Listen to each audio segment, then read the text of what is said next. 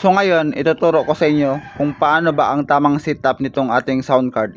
Ito ang BonQ F99.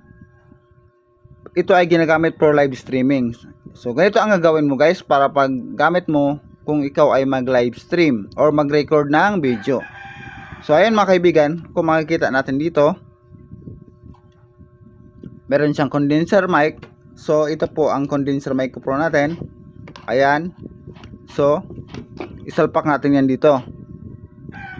Ayan. Isalpak. So ayun, nailsalpak ng ating condenser microphone. Kailangan natin ng connector. So ito po ang connector na gamitin natin. Ayan. Yan ang connector natin.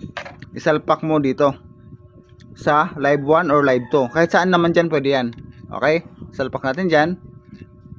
Kapag naisalpak mo na siya, kailangan mo ng adapter. Kasi kung ang cellphone mo is type C, kung ganito ang cellphone mo type C, kailangan mo talaga ng adapter na ganito.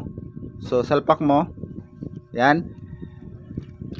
Salpak mo sa cellphone. Ayan na.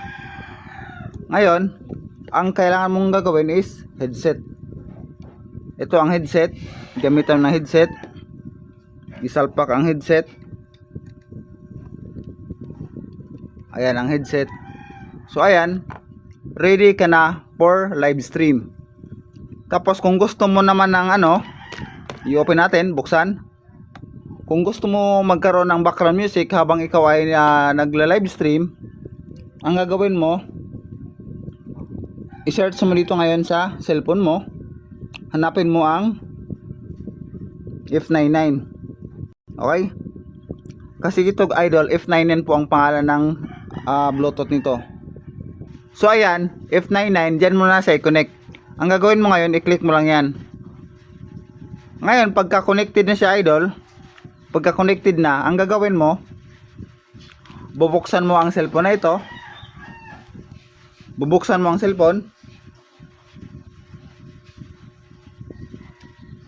Ngayon, magla-live stream ka na dito.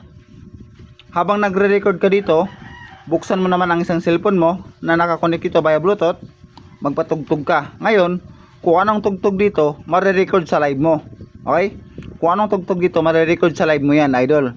Halimbawa, kung ikaw nagla-live stream, yun ang gagawin mo. Okay? Tapos dito ang adjust ng volume.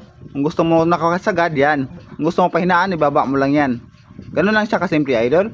Kung pang live stream ang hanap mo, ganun lang po ang setup niya. Napakadali lang po. Okay? Sa mga gustong bumili nito, i-click nyo lang po yung yellow basket. Nandyan po ang link nito. Okay, idol? Ayos ba tayo dyan? Kung may mga katanungan kayo or hindi kayo naintindihan, mag-comment lang po para ma-ipaliwanag ko. Okay?